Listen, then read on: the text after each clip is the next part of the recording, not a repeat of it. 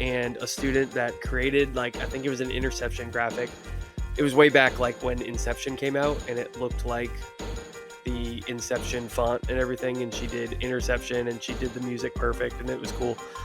We got an interception, and there was the initial roar, and then she hit her graphic and her sound effect and all that. It went up, and there was an audible extra cheer. Welcome into the newest episode of the Sports Prod Pod. I'm your host, Nick Case, alongside Alex Souza. We still call him Suze, and Dennis Trapani. He's still just Dennis, out in Wyoming and Coastal Carolina representing. So, guys, I think it's safe to say we are so back. I think we are so back, aren't we? The most back. The most back ever. I'm tired. That's Already. the surefire sign the season is back August. up and running. Is Yep. just a different level of exhaustion you haven't felt in a while, because you can rest during the summer. You can't rest now. Soccer is here. Football is coming. Volleyball is coming. And you guys had some soccer, some some football. Yeah, football. Depending on where you're from or who you're married to, my lovely British wife would call it football. Yeah, soccer. First optional day to play, we played. I think that's a trend at Coastal, and we've played a women's game and a men's game in a brand new soccer complex, and it's been awesome so far. You guys got some, you like you said, you got some a really nice new soccer complex. I saw some great views of the sunset from there. Some beautiful shots of the sunset. But more importantly, what was it like inside the control room for the first time in that brand new press box? It was awesome. I mean, we have our own space. Our announcers, for the first time in, how long have I've at least been around Coastal for 20 years now. For the first time in 20 years, our announcers were inside the press box. We've been out on a slab next to the press box. We did a game without running cables out windows. It was pretty cool. We're still pretty tight when we eventually get a control room and are able to move the trailer over to East Campus, because that's where soccer is, over on East Campus now, across 501. It's going to be an amazing talent booth when it can be just a talent booth. But yeah, we were able to do some nice shows. Our new setup includes, on top of the press box, camera locations. So if people have watched our games in the past from the old CCU soccer stadium, we were set really far back from the field and not really high. So our angle's great now. We're fibered everywhere. So it was really cool to have a nice efficient setup and be able to kind of put on the show we wanted. It was still kind of first show before school started, all that, but it was pretty simple to get going, which it has not been at soccer for a long time. Yeah, actually, I realized kind of the first time we met but didn't meet, Dennis introduced us via text message, and this kind of whole thing started was because of Coastal Carolina Soccer. You guys were hosting the men's tournament, I believe, or was it women's? I don't remember. You guys were hosting the Sunbelt tournament there, and I was there with Tupelo Honey, Tupelo Raycom, and I was running replay. And that's how this whole introduction started. Dennis attached us in a group chat and said, Nick at Charleston, Sue's at Coastal. You guys should get to know each other, or something like that. And so we bonded over that old setup, and I can definitely say you have an improvement now. Yeah, absolutely. I mean, the angle alone, that's what really got me. I mean, it's the simplest thing to think about, but just, you can see the play the way you're supposed to see the play. I'm a soccer guy. I grew up playing it, still watch it every Saturday, Sunday on the Premier League on Peacock. And, now I can show students, I actually just sent like an extended highlights of the Tottenham Everton game, mostly because Tottenham won 4-0. But also because they can actually relate to what I'm sending them now, because the angles are very relatively the same and all that stuff. So it's really cool to be able to now point at larger productions and be like, all right, these are things that we can do. It'll take time to do all of the other things, the super slow-mo and, some of the storytelling stuff. But in terms of game coverage, we can do that now. And it's cool. And we're really excited for it. And I think the kids are really excited to, get started on a facility, because we've always started at soccer obviously it starts the earliest, and now they can get going on a nice facility and feel like they're really doing TV right away. Where it kind of we would limp into it in the past, but now they seem really jazzed about it. No, I we were kind of all along for the ride as things were built up, and you were too. You know, you were involved in some of it in some ways. But what has been like a really unexpected beneficial impact, other than just the basic? Wow, we can actually run a full show now. What's something you didn't expect has come from this new setup? I think the ability where we are, we're right by.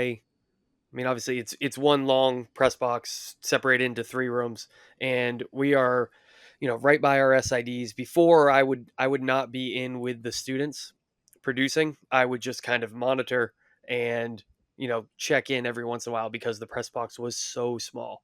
Like it was the size of what our singular room is now.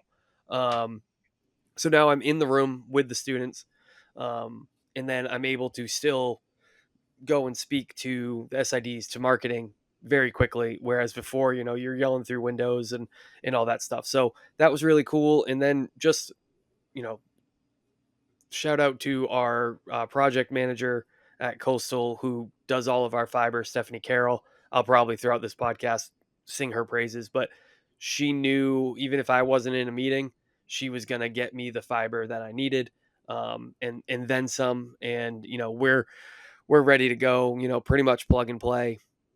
Like I said, we haven't run a cable out of a window, which is a shock at soccer.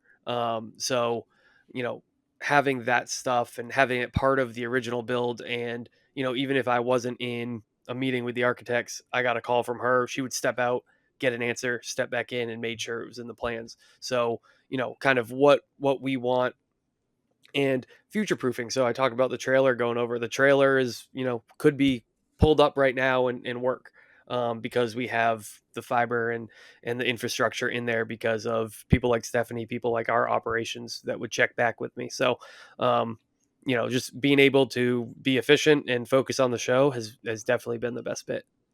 And I think probably to a lesser extent too, a nice benefit is something you just mentioned is the kids are actually kind of jazzed about it. They're not like, oh, all right, I guess we have to do soccer.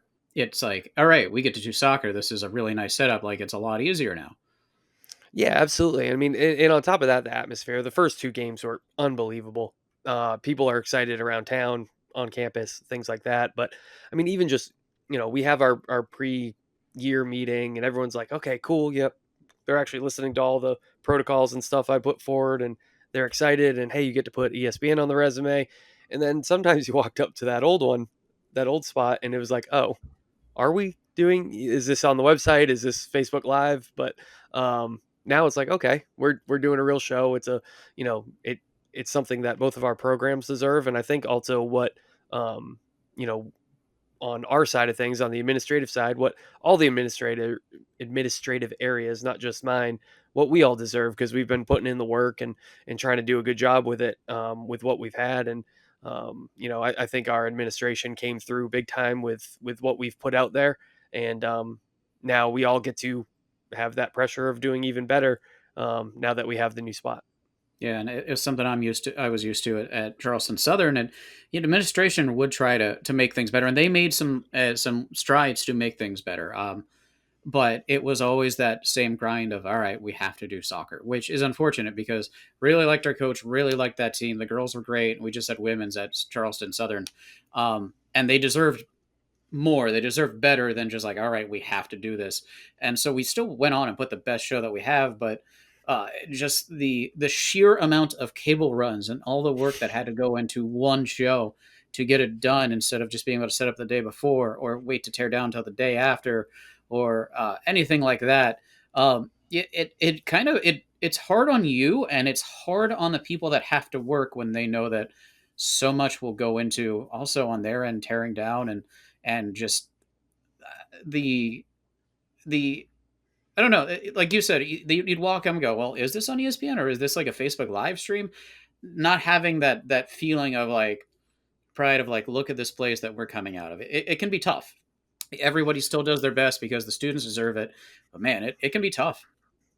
Yeah, and I mean, sometimes when and things are gonna go wrong. So at our old spot, our game camera and our high and tight were all the way across the field from us because that's where the bleachers were. So not only our announcer was, facing the opposite direction of what the broadcast was, so they had to call the entire game off of the monitor so that they wouldn't mess up and say, "Hey, moving to the right," or anything like that.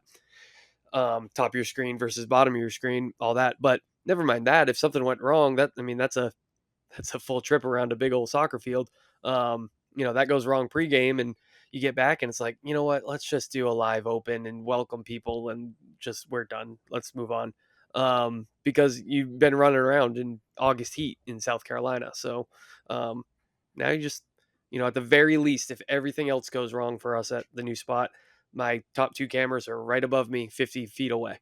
And we can get by, and we can still do all the other elements we want because we know that those are going to be there, and then we can work on our end zone camera as well. We need to work on our end zone cameras. Yeah, it was the same issue I had, was having to run fiber from one end by the sports info side all the way back around to the stands on the other side just to get an elevated shot. And we made the best of what we had, and we did a good job with it. It was just like, it was a shame because everyone's just like, man, I wish we could do better for you guys, but it is what it is, and the girls and the coaches appreciated and understood. But it's great to see that you guys had some now have a facility that really, I think, befits Coastal Carolina. It looks really nice. Yeah, and I think the cool part now is we love a challenge. Myself, Josh Whitlow, our other full timer, and we actually just started a new broadcast only full timer, Santana Bernadelle, today. So I think we like a challenge too. So now the challenge is, okay, we have the spot now. I can't say, oh, wish we could do more for you. We have what we need. So now it's time to keep building. We're coming into September. We got 2 games this week, and it's time to just keep adding elements and be able to put on that best show that I think both programs deserve, and I think our students can do, and is like you said, befitting of Coastal Carolina. Now it's our turn to hold up that end of the deal. Now, speaking of doing more, I think it's time we fold back in Dennis Trapani. Dennis, you had your first show. It looked great. We did. Let's talk about it. Well, unlike Alex, my announcers were not in the press box. My play-by-play guy was in South Carolina. Nice little synergy there. My color commentator was in California. We used Spalk as we have done with soccer for the past year. And it went good. I had a first-time technical director who she made some mistakes. She made some mispunches. There were a couple of deer in the headlight moments. I think the first time we went for a 2-look replay, I think her eyes almost bugged out of her head. But you know what? By midway through the second half, she was hitting every punch perfectly. She was following along with my cadence as a director much better. And we also had two, I'll call them true freshmen. Maybe their first full week of being at college. Both Wyoming kids, and they're kids that I had met. We have the opportunity at UW to host a Wyoming Press Association event every year. So it's normally we do a little tour of our operation for the kids, and these two kids specifically were very, very interested in, they were coming to UW and they're like, we want to do this. We want to work for you.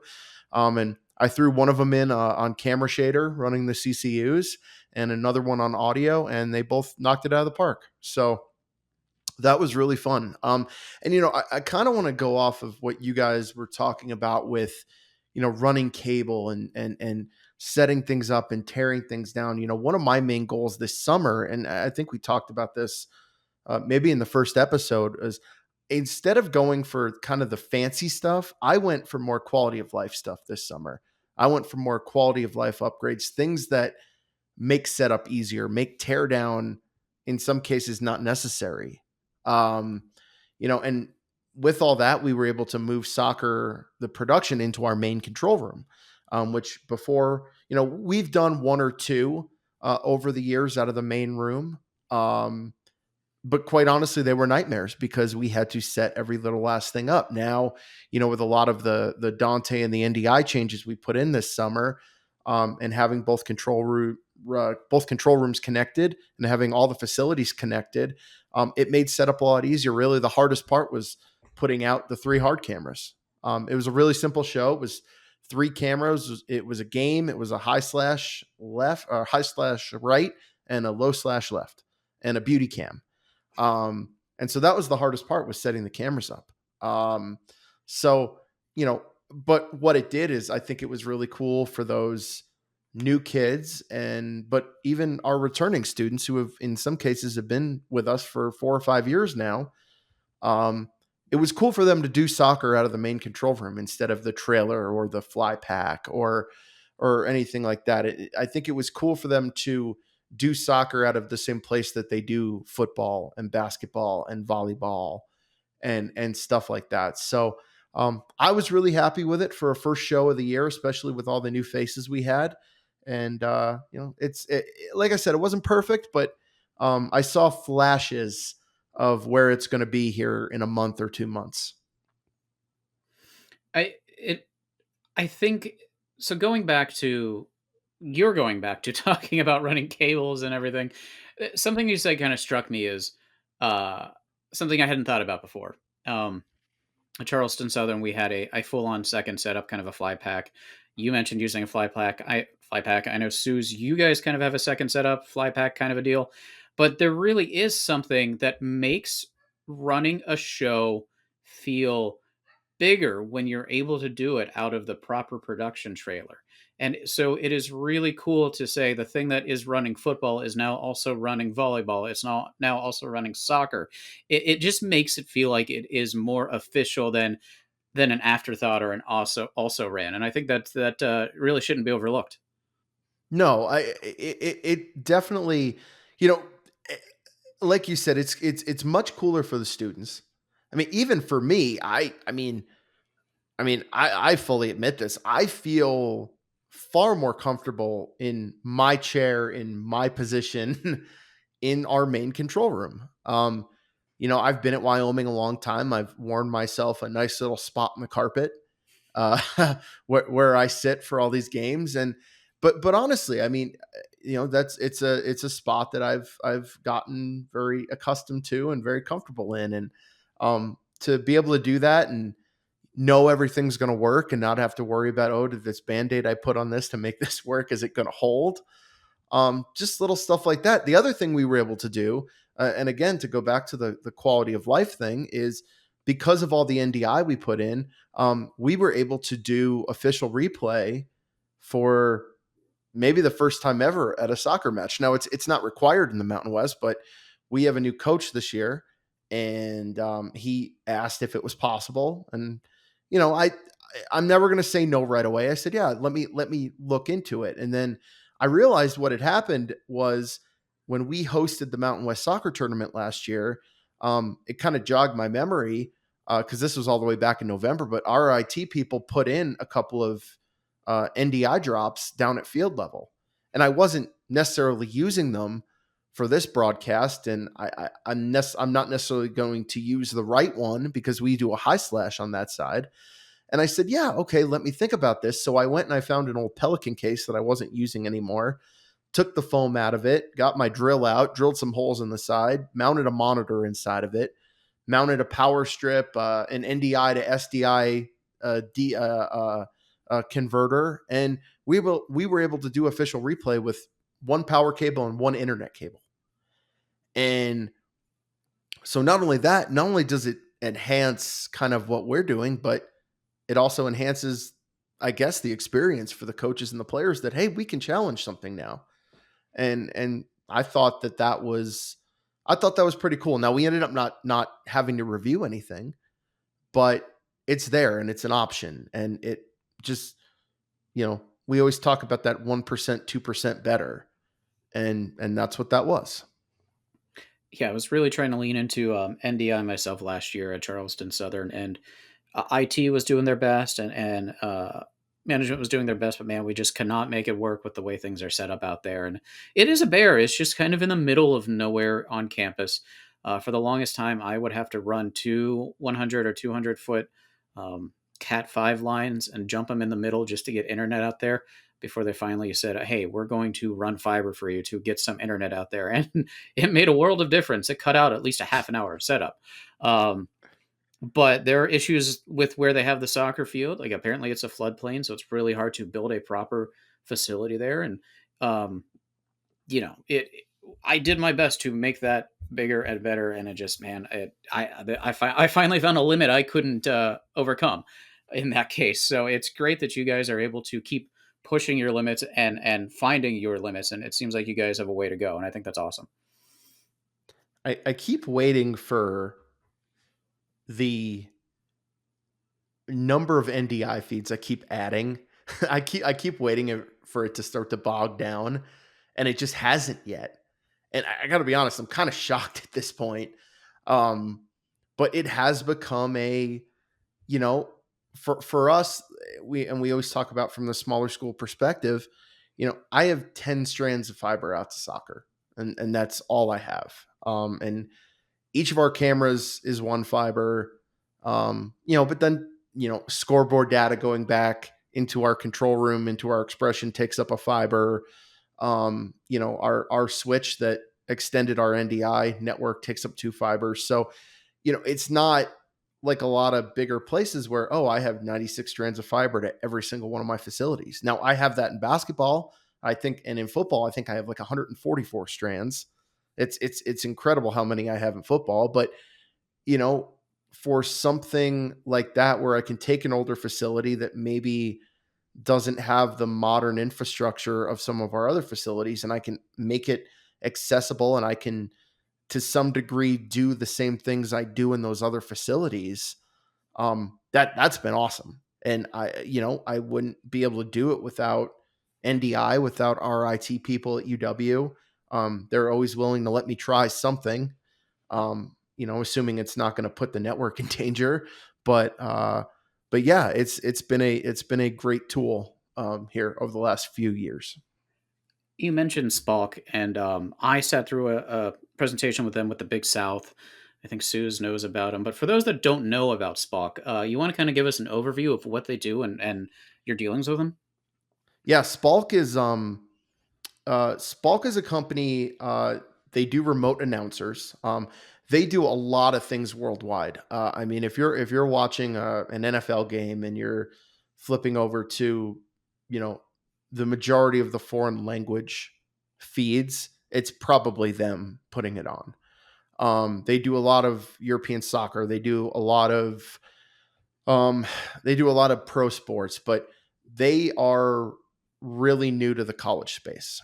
And I happened to the Mountain West basketball tournament, I want to say 2 years ago. I was sitting there between games and I got an email from these guys. And I showed it to Brian Tripp at the Mountain West. And I said, this could really be interesting, because it's really easy for us with football, volleyball, basketball, wrestling, with our facility set up to just wire our announcers in, right? And all those events generally are at night or they're on the weekends, so it's easy to get a play-by-play guy or gal or an analyst or whatever up to Laramie to call the game. Soccer is a place where I've always struggled with finding announcers and getting announcers to Laramie, because we don't have lights at our field. So we're literally kicking off on a Wednesday, Thursday, Friday at 3 p.m. And all of our main announcers down in the Denver, Boulder, Fort Collins area, they're not going to drive up in the middle of the day. Most of them have day jobs, right? So I said, all right, let me give this a shot. And I tried it, and I didn't really know what to expect, and it worked great. It's just a web interface. You have to do a little SRT programming. Basically, I take our high vision encoder feed, and instead of sending it to our Bright Cove cloud where the Mountain West network is housed, I send the SRT feed from our control room to Spalk, and it's a world feed, so it's just cameras and nat sound and music and sound effects. and that SRT goes into Spalk. The announcers jump into the same interface on their ends. They call the game off that feed, and then Spalk sends an SRT out to Bright Cove, and that's what hits the Mountain West network. And so, you know, it's I'll say this, it's never going to be the same as sitting there calling the game, right? But I've had a lot of people tell me they've listened to the games, and obviously when I listen to them back myself to see what we could have done better than this and that. I mean, it really does sound like they're right there. So it's been an incredible tool. Spalk has a massive network of announcers, and it's everyone from your starting announcers fresh out of college that are going to make $200 a game or $150 a game, all the way up to your Olympic level announcers that are in there. And it just depends on what your budget is. And if we've had times where announcers have gotten sick, they've had to bail, with like 36 hours notice, or we just couldn't find somebody local. And I've let the people at Spalk know, and they've been able to find me an announcer. And good announcers, like really professional, really prepared. And it's honestly been a game changer for us because, as you guys know, we're isolated up here in Laramie. It's not the easiest place in the world to get to. You can fly into Laramie and it's going to cost you an arm, a leg, and your left kidney. But, you generally have to fly into Denver and then drive 2.5 hours. So for me to have somebody be able to basically sit on their couch at home, call the game for me, it's of high quality. It sounds really good. They do a great job. It's been an absolute game changer for us. Yeah, I know when we had the meeting with the Big South about it, it seemed intriguing, but I was able to make a team viewer and um, basically team viewer and Zoom work perfectly for me as a roundabout for that. And then team viewer got smart and started charging. So I had to cut back on that, but it would have been something that I looked into had that been more of a need or an option. But I was fortunate that I had people with non-traditional jobs and hours, Anna Whitty, John Peters, Larry Cienko come and be able to help me for soccer. Otherwise, I would have probably been in the same boat as you because Charleston Southern, no lights. So again, like you, 2-3 o'clock in the afternoon kickoffs, which was always great because the ESPN Plus ratings were amazing for Charleston Southern women's midday soccer. footy, yeah. The midday footy, and everybody's scrolling through looking for something to find, and like, hey, there's a broadcast. Let's turn it on. The I Oh, I go ahead. owe Spalk a return email. I didn't get an answer from my bosses. I need to get on them. Because it's by show, so you just kind of sign up and then you pay by show, right? Mm-hmm. Yeah, Yep, so it's perfect. completely by show. They offer uh, tech assistance too. Mhm.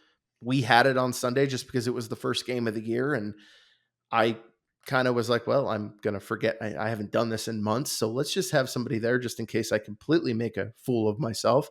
Luckily, I didn't. But you can decline the tech support if you know how to use it. Like, we'll just kind of go for it the rest of the year without tech support. But the other thing I will say is, one of the big things for me when I'm getting into a business relationship with a company like that is their customer service. And these guys are second to none. I mean, I've got a WhatsApp uh, group chat with 4 or 5 people from the company, and it's amazing. We've had games where we've had technical issues. You guys know how tech is. Sometimes it'll not work for some reason, and then you hit reset and it starts working. But you get on WhatsApp, you text them, and you say, "Hey guys, I'm having an issue. We're on the air in 15 minutes," and never ceases to amaze me how quickly they get back to you and take care of your problem and get you on the air. So I truly, like, I cannot recommend them highly enough as a company, as people to work with. And I definitely think for really anybody, small school, big school, if you have a need in this area, they can help for sure. Once again, this is not sponsored content. It's just something that's pretty interesting. I thought you listeners maybe you might like it. Um, No, I mean, and that's the thing, is it's not sponsored. I get truly nothing out of kind of telling you guys what I think of this company. I can't recommend them enough. They've been fantastic to work with. Speaking of being fantastic to work with, you guys mentioned breaking in the new generation, some freshmen, some returners. What was it like for the new people and for the old crew coming in for the first games of the year? Suze, how'd it go? It was good. They were excited. It was our first event was, like I said before, prior to school starting. So we had the locals, or the older kids that were back earlier. They'd been home for summer for 4 straight years, so they said, "No, let's go back a little earlier." So we were short staffed. I had to run graphics, but as I told you guys in the group chat, I kind of abandoned that because things were happening. So we just managed the things and we kept the score right and the clock was right and we were happy about it. But it was cool to kind of see people not only fall back into their roles and kind of get comfortable, but also some folks taking on some new leadership, some setup, which I was a little shocked by. Um, there had been some local student workers that stayed with me over the summer, and just on setup days, they weren't there every day, but they would come on setup days, and when I wanted to get ahead at football or get ahead at soccer, um, and they would come and help out and be another body, be another set of hands. But then at soccer, the first game, like we had to make some changes on cameras, and they drove across campus, got the other cameras, and set them all up. And I mean that's what we want, but on day one, new spot, using fiber for the first time at soccer, and they crushed it. I mean, they've done all of that at softball, at baseball, at other sports, but to see them kind of take it on their own was really cool. And then the second show, some more returners came back, and I I sat there and we weren't really stressed, but I didn't really do my crew list until I stood in front of all of them. I was really more focused on camera rolls and stuff like that, but then I forgot I didn't actually tell anyone what their cameras were. And I said, you know what, you guys, set the crew, and they set the crew, and it was really good. I agreed 100% with it, and that was cool to see. It was a very heavy returner crew that night, so I felt comfortable doing that, and they kind of put themselves in their roles that they knew they were good at. But that was fine too because it made a really important game for us, the most ever attended game, and so there's probably a lot of people watching at home for men's soccer. It made it really comfortable, and we could do some more things, and because of that. But they were cool, and then the new folks are, I think one of you guys said deer in the headlights. Dennis said about his TD, and we had camera operators, and they were just like, what do I do now, trying to tell them about a hero, what happens with if there's a shot over the goal, why are we giving a hero on the goalie, she didn't do anything, stuff like that. But they figured it out after about 20-30 minutes, and um, you could see the guys and girls that knew soccer, you could see the guys and girls that knew production, and then if they knew both, then they were dynamite. So it was cool. I'm excited for this group. We had our big meeting, and like 40 kids came, our kickoff meeting. So I'm excited for this group. We gotta figure out the hybrids that want to do social, that want to do creative, that want to do production, and make sure that we're giving them a taste of everything. But otherwise, I think it's going to be not easy, but um, fun to work with all of them, and be able to see them develop and kind of grow into themselves. Dennis, other than deers and headlights, how'd it go? No, it went well. It was like I said, it was a fairly easy setup the day before. Myself, Charlie Bramhall, Jordan Toller on my staff, we went out and got the camera set up and just bagged them. We actually did it on Friday, not Saturday. We did it Friday, and ratchet strapped them down and bagged them until Sunday. Getting the control room set was easy. Really at Sunday morning when I rolled in, I was really just worried about detail things at that point, like making sure fonts were centered on the expression and making sure that, the sound, a sound effects mix was right and all that stuff. So it went really, really well. I was very, very happy with it, especially for a first show of the season. We have the strangest August and early September that I think I've ever had in my career, not just at Wyoming. Sunday was our first event, and now we don't have another home event until September 7th, next Saturday, for our first football game. And then we have a soccer game on the 8th, that Sunday. And then we're off and running at that point. But so it was a big deal to kind of knock the rust off with knowing that the next game is a football game. In the war with 30,000 people, and it's already close to a sellout, and we're a week and a half away. And so it was important. So, I kind of put some people in the positions that they'll be in for football. One of our students was on replay. Another one was on camera because, hey, you're running a hard camera for football in 2 weeks. So I want to knock the rust off today. But the ability to have some of those other positions and kind of throw some people into the fire, it was pretty good. And I told them all ahead of time, guys, this is not the Super Bowl. If you make a mistake, great, move past it. It's not a big deal. And I always include, when I say that, when I tell them it's not the Super Bowl, I goes, I've watched a lot of Super Bowls in my life. And if you watch carefully, which most of us do because we're the worst people in the world to watch a game with, you notice mistakes too. Even guys on that level, even guys and gals on that level, you'll see a whip pan once in a while. You'll see a replay that maybe wasn't played exactly perfectly. You'll see a misspelling on a graphic if you look close enough. So, but overall, yeah, I was very, very happy, very pleased, very proud of the crew. I was always fortunate in a way that I was able to hire out externally at Charleston Southern, and it was nice. It made my life easier for the most part. But man, hearing you guys talk about watching your kids grow and forming them to an extent, and then having worked with multiple of Sousa's tree in Charleston, and knowing he's had a good part in their growth.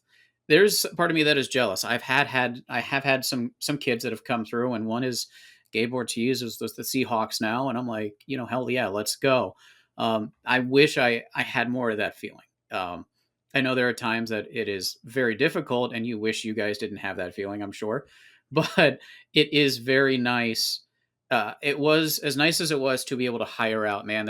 I wish I had more of that experience, because there was something really cool about even some of the freelancers that I had that don't know sports, sitting them down and then watching 2 years later, they understand sports better and they're actually talking about sports. And it's like, 2 years ago, you knew nothing about this, and now you're holding a conversation and holding your own. And it's a really cool feeling. And I wish I knew what it was like more on your end to go through that. I think one of the coolest things, and it's production related, but it was when I was way, way back when doing marketing as well. And I was up directing the video board show at football, and a student that created, like, I think it was an interception graphic. It was way back, like when Inception came out, and it looked like the Inception font and everything, and she did interception and she did the music perfect, and it was cool.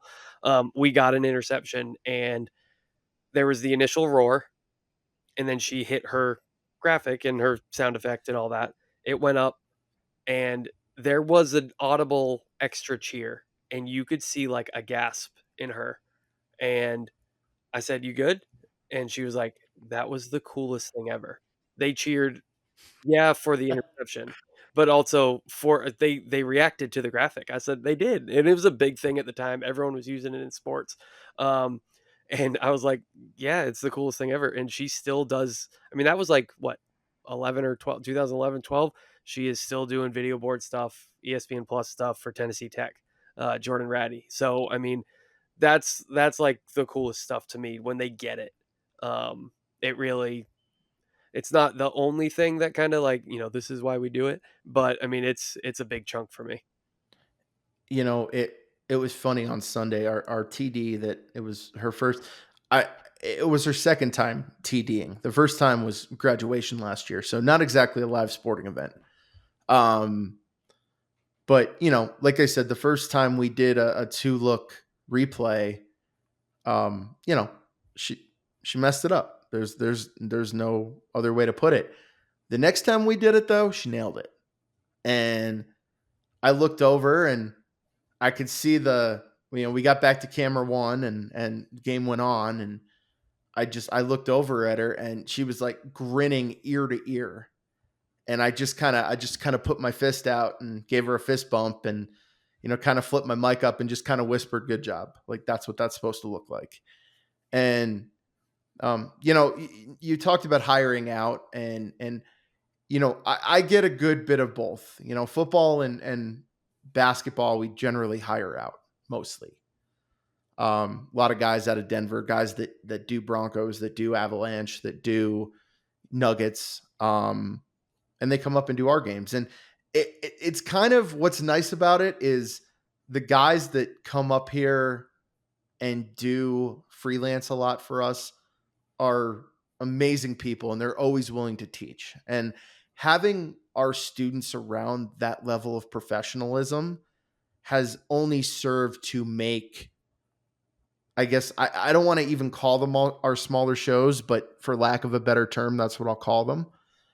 They've made our smaller shows so much better. I think you guys have heard me tell this story before. One specific handheld operator, Tom Maynor out of Denver, he's a great, great friend. We had one of our students a couple years ago that I knew had potential to be a really good camera guy, especially a really good handheld guy. And I said to him, "Hey," I go, "I'm not going to put you on camera for this basketball game." I'm like, "Here's what I want you to do. I want you to be cable grip for Tom." And he looked at me and he was really disappointed. And I was like, no. I go, this is going to be a really good thing. I go, I'm like, I want you to just be a sponge around him. Just watch how he operates, watch what he does, watch what he's shooting when, it's a free throw at the other end and he really doesn't need to be shooting anything. And, Tom, our cheerleaders do a thing during an opposing free throw where they slap their hands on the ground. Tom loves to get the camera down low and just get the shot of the hands, and I'll cut to it all the time. And it was amazing. The next time Trevor, that student, ran handheld, he did that shot. He flipped to the cheerleaders after a backside three for a react shot.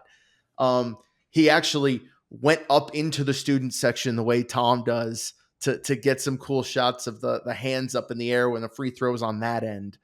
And, I was kind of like, wow. I go, okay, that actually, for once, something worked exactly the way I planned. And so it is nice to be able to kind of blend those two worlds and help your students, come along even faster, if that makes sense. Definitely. Yeah, absolutely makes sense. And like I said, it is something that I have missed out on to an extent, and I hope to one day have to deal with, which isn't the right way to put it, but it just seems like such a cool, watching them grow in real time has got to be just the coolest thing. Unfortunately, this week I was sidelined for any incoming soccer action. Lucas at the Citadel did ask me to come down, but I spent the week doing expression training. So, hey, I'm a fancy certified expression boy now. I can run graphics. How about that? And other than doing some high school football in Columbia and a little footy myself with the Charleston Battery, I stayed on the sideline this weekend for anything like that. Next week, though, I think we all get thrown into the fire in the big way. It's football season, baby. And I'm not talking footy. I'm talking football. But that's for the next episode of the Sports Prod Pod. For the meantime, I'm your host, Nick Case, for Alex Souza and Dennis Trapani. Once again, folks, good night, Satellite.